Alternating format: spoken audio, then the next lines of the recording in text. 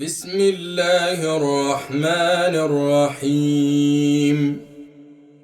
تبارك الذي بيده الملك وهو على كل شيء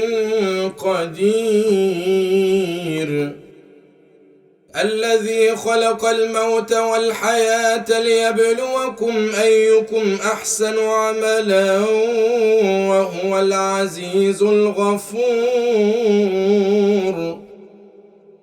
الذي خلق 7 سماوات طباقا ما ترى في خلق الرحمن من تفاوت، فارجع البصر هل ترى من فطور، ثم ارجع البصر كرتين ينقلب إليك البصر خاسئا وهو حسير، ولقد زينا السماء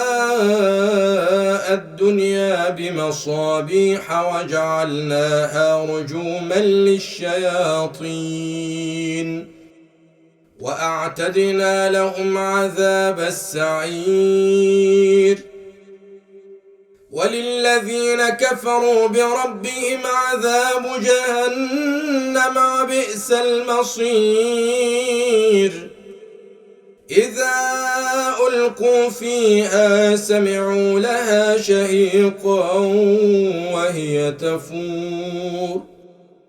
تكاد تميز من الغيظ كلما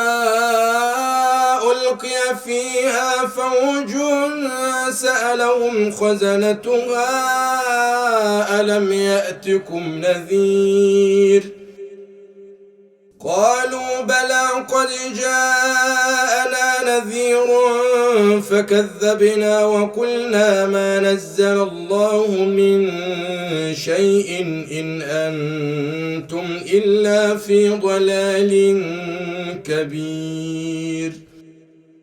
وقالوا لو كنا نسمع أو نعقل ما كنا في أصحاب السعير، فاعترفوا بذنبهم فسحقا لأصحاب السعير. إن الذين يخشون ربهم بالغيب لهم مغفرة وأجر كبير، وأسروا قولكم أو اجهروا به إنه عليم بذات الصدور،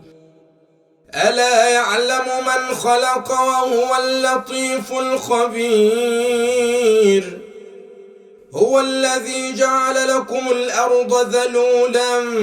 فامشوا في مناكبها وكلوا من رزقه وإليه النشور، أأمنتم من في السماء أن يخسف بكم الأرض فإذا هي تمور، أم أمنتم من في السماء أن يرسل عليكم حاصبا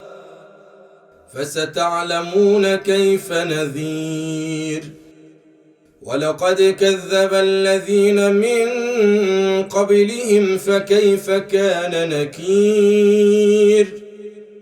أولم يروا إلى الطير فوقهم صافات ويقبضن ما يمسكهن إلا الرحمن إنه بكل شيء بصير، أمن هذا الذي هو جند لكم ينصركم من دون الرحمن إن الكافرون إلا في غرور، أمن هذا الذي يرزقكم إن أمسك رزقه بل لجوا في عتو ونفور، أفمن يمشي مكبا على وجهه أهدى أمن يمشي سويا على صراط مستقيم قل هو الذي أنشأكم وجعل لكم السمع والأبصار والأفئدة قليلا ما تشكرون قل هو الذي ذرأكم في الأرض وإليه تحشرون ويقولون متى هذا الوعد إن كنتم صادقين قل إنما العلم عند الله وإنما أنا نذير مبين فلما رأوه زلفة سيئت وجوه الذين كفروا وقيل هذا الذي كنتم به تدعون قل أرأيتم إن أهلكني الله ومن معي أو رحمنا فمن يجير الكافرين من عذاب أليم قل هو الرحمن آمنا به وعليه توكلنا فستعلمون من هو في ضلال مبين قل أرأيتم إن أصبح ماؤكم غورا فمن يأتيكم بماء معين